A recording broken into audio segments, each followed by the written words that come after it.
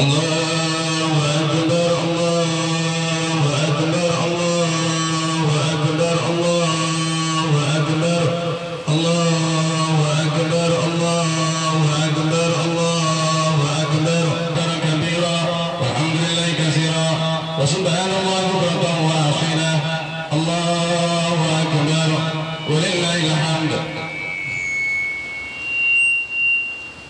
الحمد لله الحمد لله الحمد لله الحمد لله ذي الفضل والأنعام الذي أنزل العيد يافة للأنام وجعله من أعظم شعائر الإسلام وصيره موسما من المواسم في هذه الأيام. أشهد أن لا إله إلا الله وحده لا شريك له الذي ابتلى إبراهيم خليلا ونجى من التبت ابنه وصليله وأشهد أن محمدا عبده ورسوله الذي أمرنا بإقامة الجمع والأعياد في أنصار المسلمين والبلاد. اللهم صل على سيدنا محمد وعلى آل سيدنا محمد كما صليت على سيدنا إبراهيم كما صليت على سيدنا إبراهيم خليلا وسلم تسليما كثيرا. أيها الناس قد نزل عليكم يوم العيد موسم البركة والمزيد يافة لكم من الله الكريم فعظموه حق تعظيم واتقوا الله وتقربوا إليه بالأضاحي فإنها واجبة عند أبي حنيفة بشرط الإقامة والملك النصاب وسنة ما عند بقية الأئمة الأنجاب. فقد قال النبي صلى الله عليه وسلم أمل ابن آدم يوم النهر أفضل من إهراق الدمن. وقال النبي صلى الله عليه وسلم زينوا أعيادكم بالتكبير. قال الله تعالى في كتابه الكريم أعوذ بالله من الشيطان الرجيم فلما بلغ معه السعي قال يا بني إني أرى في المنام إني أذبحك فانظر ماذا ترى قال يا أبت افعل ما تؤمر ستجدني إن شاء الله من الصابرين. Sidang jamaah Yaumul Aid rahimakumullah.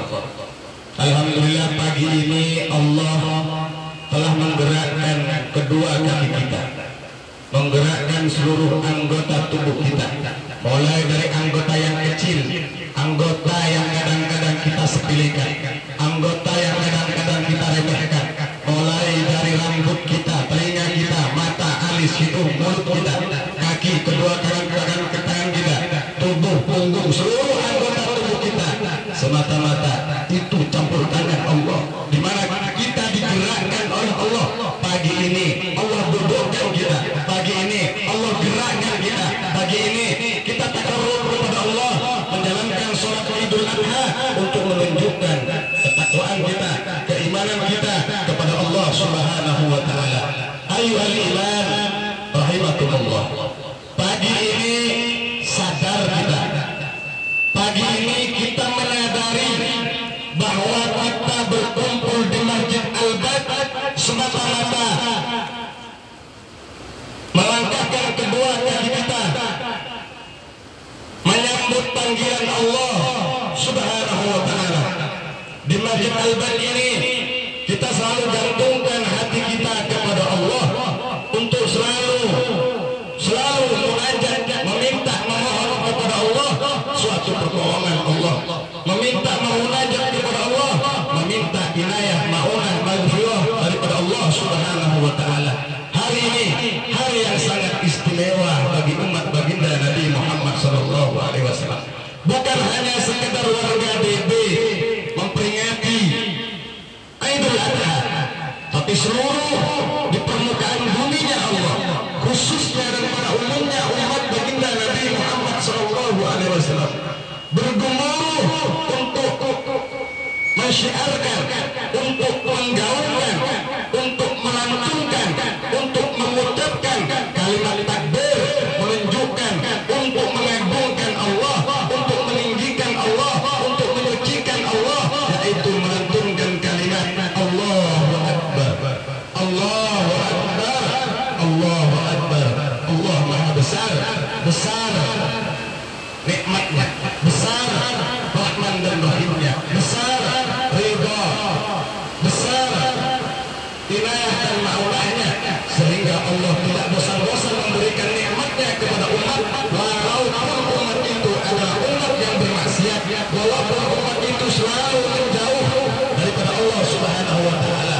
Inilah yang merupakan welas kasihnya Allah, sehingga kita masih diberi kesempatan oleh Allah untuk menjalankan dan melaksanakan kewajiban kita, yaitu menjalankan sholat Idul Adha sekaligus mendengarkan khutbah yang merupakan wasiat-wasiat, warisan-warisan daripada junjungan kita baginda Nabiullah Muhammad sallallahu alaihi wasallam.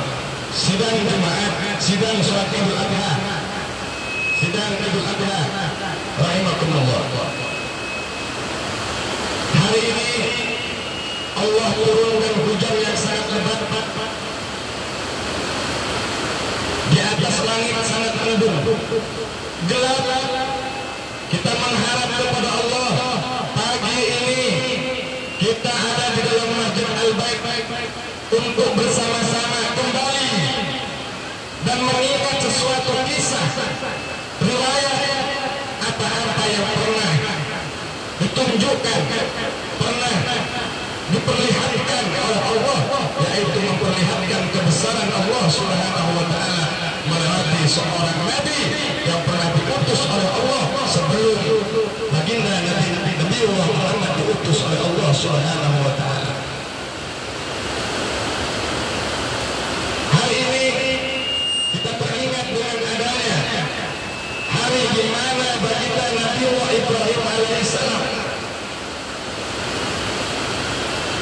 memiliki seorang putra, Nabiullah Ismail, putra daripada Siti Hajar, istri kedua Nabiullah Ibrahim alaihissalam.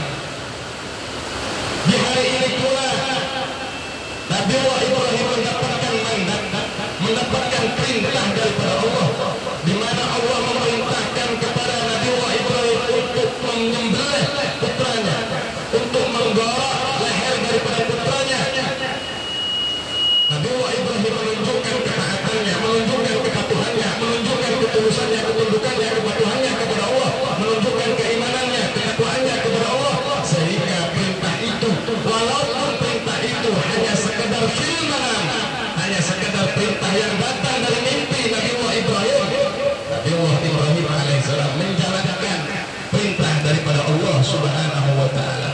Nabiullah Ibrahim bukan 1 bulan, 2 bulan, 3 bulan, 1 tahun, 2 tahun, 3 tahun, bahkan puluhan tahun. Nabiullah Ibrahim selalu memanjatkan doa, meminta kepada Allah agar Nabiullah Ibrahim mendapatkan keturunan, mendapatkan anak yang bisa melanjutkan estafet perjuangan Nabiullah Ibrahim yang merupakan utusan Allah untuk menyampaikan risalah Allah, untuk mengajarkan kepada umat tentang tauhid kepada Allah Subhanahu wa Ta'ala. Ketika Nabiullah Ibrahim alaihissalam menggaungkan doa, mengajak kepada Allah dengan ucapan Rabbi habli minas shalihin, Rabbi habli minas shalihin, Rabbi habli minas shalihin, doa yang dipanjatkan tidak kunjung-kunjung diijabah oleh Allah Subhanahu wa Ta'ala. Tidak semudah kemudian Allah berikan nikmat berupa anak yang nantinya akan dimiliki oleh Nabiullah Ibrahim. Masih menunggu dan menunggu nikmat anugerah daripada Allah Subhanahu wa Ta'ala, yaitu merupakan anak dari istri pertama, yaitu Siti Sarah. Dari sekian tahun Nabiullah Ibrahim menajak kepada Allah dengan mendoakan, menggaungkan doa Rabbi habli minas shalihin, didengar dengan istri pertama, yaitu Siti Sarah. Hati daripada istri Nabiullah Ibrahim terhanik, terduga, sehingga dia sadar bahwa dirinya tidak bisa melahirkan seorang anak dari dari suami tercinta yaitu Nabiullah Ibrahim alaihissalam. Istri ini tulus, istri ini tidak ego, istri ini tidak egois, sehingga istri Nabiullah Ibrahim memanggil suami tercintanya, wahai suamiku, aku tidak bisa melahirkan seorang anak dari dirimu karena sudah berbulan-bulan, bertahun-tahun, bahkan puluhan tahun kita membina rumah tangga, masih belum berkunjung kita mendapatkan putra.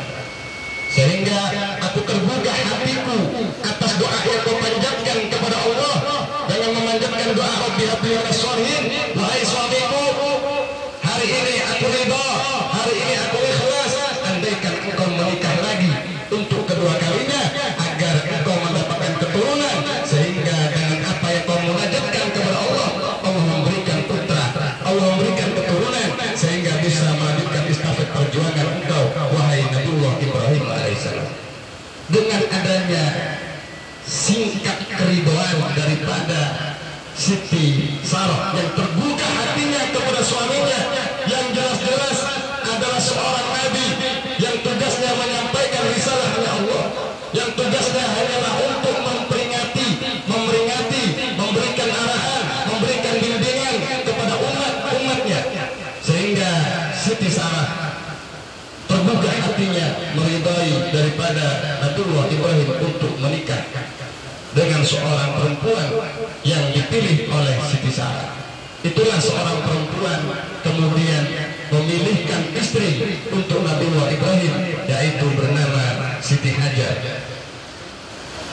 Siti Hajar adalah merupakan seorang istri kedua Nabiullah Ibrahim alaihissalam, di mana istri kedua ini membina rumah tangga dengan Nabiullah Ibrahim atas perintah, atas permintaan, atas keridhaan istri pertama, sehingga Allah memberikan keturunan kepada Nabiullah Ibrahim dengan istri kedua yaitu Siti Hajar. Lahirlah seorang anak yang hebat, seorang anak yang soleh, seorang anak yang diberikan kedudukan maqam yang tinggi oleh Allah, yaitu seorang anak yang diberi nama oleh Nabiullah Ibrahim, yaitu Nabiullah Ismail alaihissalam. Dengan cerita yang sangat singkat ini, kita bisa mengisahkan, kita bisa mengambil suatu kesimpulan dari kisah tentang ketulusan, keridhaan, ketaatan, ketundukan, kepatuhan seorang istri kepada suaminya, sehingga itu juga akan mendapatkan dan akan menghasilkan keturunan-keturunan yang soleh, yang dapat melanjutkan perjuangan-perjuangan junjungan kita baginda Nabi Muhammad SAW. Kemudian putra daripada Nabiullah Ibrahim alaihissalam yang merupakan nama Nabiullah Ismail yang diberi nama oleh Nabiullah Ibrahim alaihissalam. Suatu ketika Nabiullah Ibrahim mendapatkan suatu perintah daripada Allah, sebagaimana Allah tegaskan di dalam Al-Quran surat As-Saff ayat 102. Allah katakan, falamma balagha ma'u sa'yah, falamma balagha ma'u sa'yah, ketika Nabiullah Ibrahim alaihissalam mendapatkan suatu perintah daripada Allah, falamma balagha ma'u sa'yah, ketika Nabiullah Ismail sampai pada usia yang cukup sekitar usia 6-7 tahun, disitulah Nabiullah Ibrahim mendapatkan perintah daripada Allah, mendapatkan perintah daripada Allah, sebagaimana perintah itu disebutkan, qala ya bunayya inni ara fil manam, wahai putraku, wahai belahan jiwaku, wahai mutiaraku, wahai putra kesayanganku, inni ara fil manam, aku telah melihatmu, di mana Allah telah memerintahkanku di dalam mimpiku, ini al-bahuka, Allah perintahkan diriku untuk menyembelih, untuk menggorok daripada lehermu, untuk aku korbankan engkau kepada Allah Subhanahu wa ta'ala. Perintah ini tidak membuat Nabiullah Ismail kesal, perintah ini tidak membuat Nabiullah Ismail sakit hati, perintah ini tidak membuat Nabiullah Ismail kecil di masa usia 6-7 tahun lari terbirit-birit atas perintah, atas instruksi, atas apa-apa yang disampaikan oleh Nabiullah Ibrahim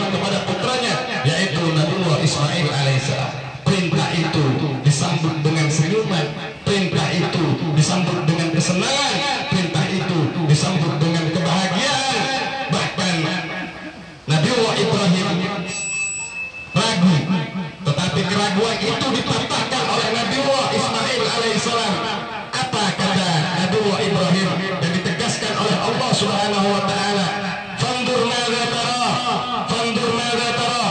Wahai putraku, pikirkan dulu apa-apa yang aku sampaikan kepadamu. Ini adalah merupakan mimpi yang merupakan perintah daripada Allah tentang mimpiku, di mana Allah perintahkan aku untuk menyembelihmu. Fandur madza tara. Bagaimana menurutmu? Bagaimana pendapatmu wahai putraku? Ketika Nabiullah Ismail disuruh memikirkan, kemudian diminta untuk berpendapat tentang mimpi yang datang kepada ayah tercintanya, yaitu Nabiullah Ibrahim alaihissalam. Apa kata Nabiullah Ismail kepada ayah tercintanya, yaitu Nabiullah Ibrahim alaihissalam? Allah katakan di dalam Al-Quran, dan Allah abadikan dalam Al-Quran, "Qala ya abati fa'al ma tu'maru satajiduni."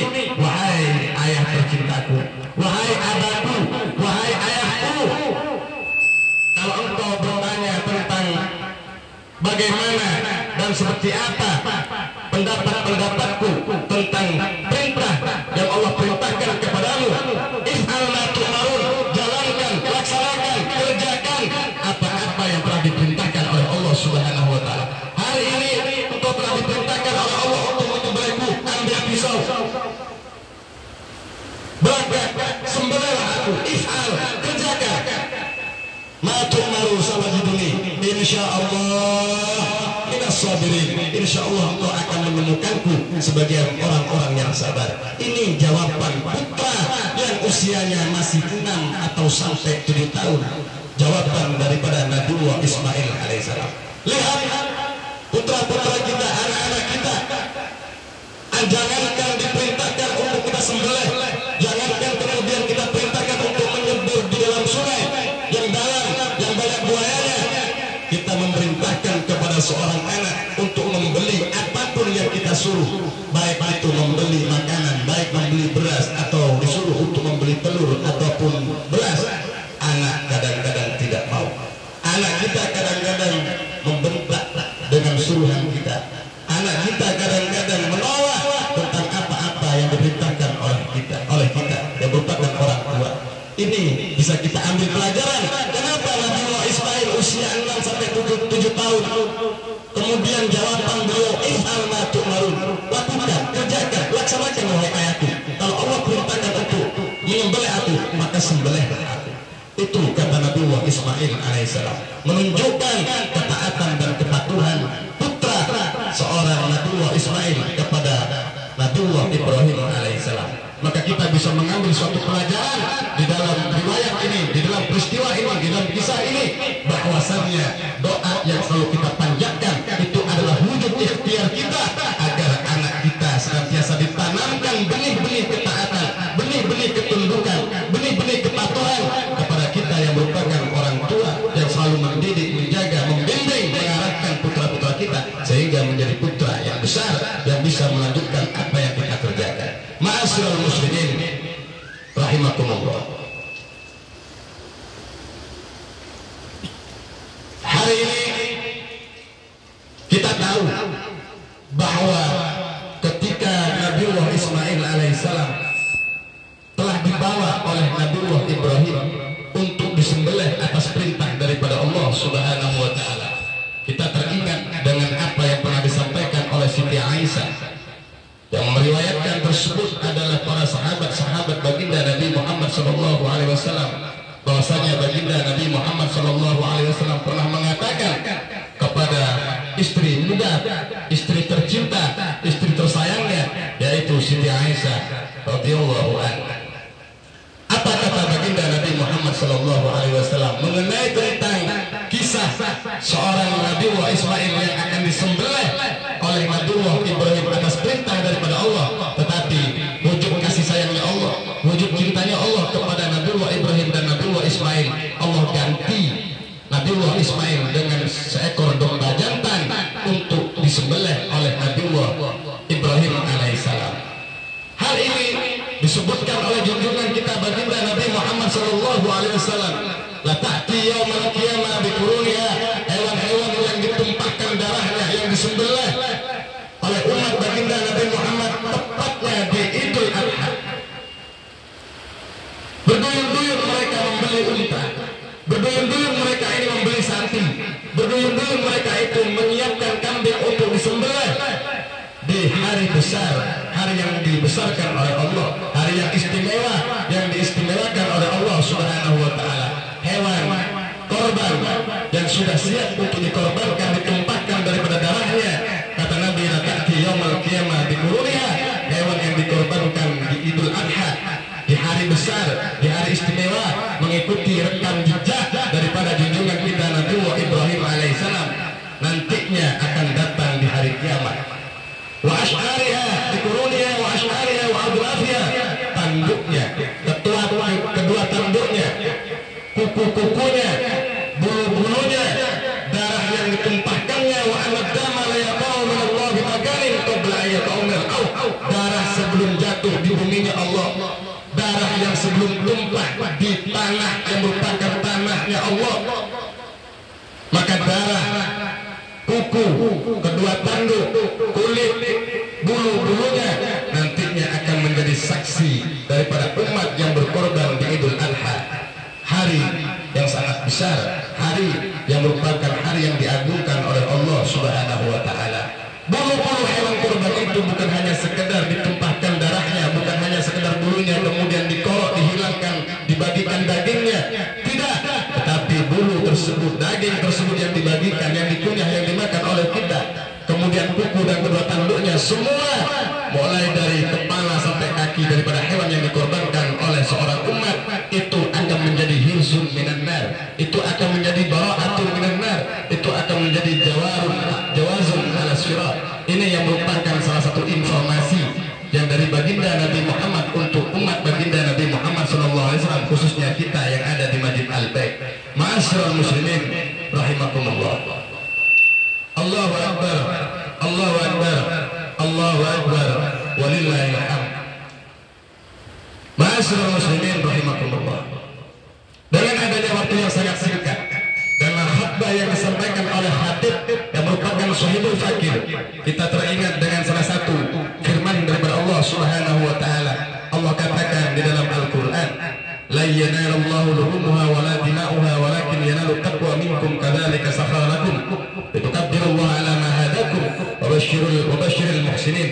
Allah katakan di dalam Al-Qur'an surah Al-Hajj ayat 37, Allah katakan, "La yanalullah luhumuha," daging seekor hewan yang akan dikorbankan, baik itu untanya, sapinya ataupun dombanya, luhumuha wala dima'uha, kemudian daging-daging tersebut dibagikan kepada al-fuqara wal masakin, dibagikan kepada umat-umat yang ada di sekitar perumahan kita, yang ada di kampung-kampung kita. Walakin yanalu taqwa minkum, darah yang ditumpahkan, hewan yang dikorbankan, daging yang dibagikan, itu tidak mudah diterima oleh Allah, tidak semudah untuk mencapai daripada keridhaannya Allah. Tapi untuk mencapai keridhaannya Allah, untuk mendapatkan daripada ridhonya Allah, walakin yanaluhu taqwa minkum, adalah ketakwaan kita kepada Allah Subhanahu wa taala, berkorban semata-mata imtisalul ma'murat wajibinabul manhiyat, menunjukkan keimanan dan ketakwaan kita kepada Allah. Kemudian kita berkorban, maka seluruh apa yang kita korbankan akan senantiasa diterima oleh Allah. Tetapi kalau kita berkorban tetapi kita tidak ada keimanan atau tidak didasari dengan ketakwaan kita kepada Allah, maka niscaya apa yang kita korbankan tidak akan diterima oleh Allah Subhanahu wa taala. Kalau sudah kita berkorban, melihat apa yang akan dikorbankan di Idul Adha, dan kebetulan di bumi Desa Berdaya, di Pondok Pesantren Agro, bersama masyarakat LBT, Lokal Budidaya Terpadu, dan masyarakat yang ada di perkebunan ini, kita menyaksikan ada hewan yang dikorbankan oleh saudara kita. Itu kabirullah ala ma hadakum, maka bertakbirlah, mengucapkan kalimat Allahu Akbar, Allahu Akbar, Allahu Akbar, sehingga dengan ucapan takbir, tahlil, tasbih, ketika kita melihat hewan korban yang hendak dikorbankan oleh sebagian saudara kita yang mengalokasikan, yang menyisihkan hewan korban di bumi Desa Berdaya, maka itu akan menjadikan sebab ala ma hadakum wa basyiril muhsinin. Mereka itulah termasuk orang-orang yang muhsinin. Mereka itulah orang-orang yang mendapatkan hidayah, petunjuk, inayah daripada Allah Subhanahu wa taala. Kita ingin mendapatkan hidayah, kita ingin mendapatkan ridhonya Allah, kita ingin menjadi salah satu umat yang merupakan bagian muhsinin, maka walau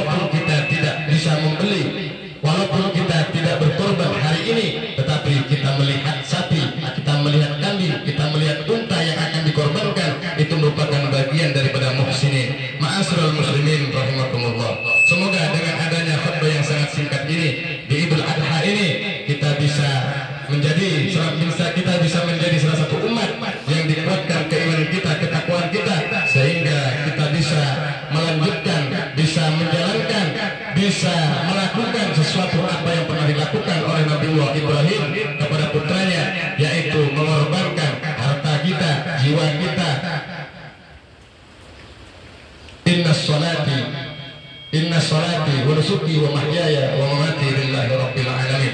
Semoga dengan adanya wujud keimanan dan ketakwaan kita kepada Allah, Allah tambahkan di hari yang besar ini, sehingga kedepannya kita menjadi umat yang betul-betul mendapatkan keselamatan daripada Allah Subhanahu wa taala. A'udzubillahi minasyaitonir rajim. Bismillahirrahmanirrahim. Inna a'tainakal kautsar fasholli li rabbika wanhar. Inna syani'aka huwal abtar. Barakallahu lakum fil Qur'anil azim wa nafa'ani wa iyyakum bil ayati wa dzikril hakim wa taqabbal minni wa minkum tilawata.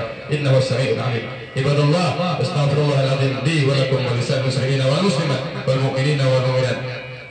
Fastaghfiruhu innahu al-ghafurur rahim.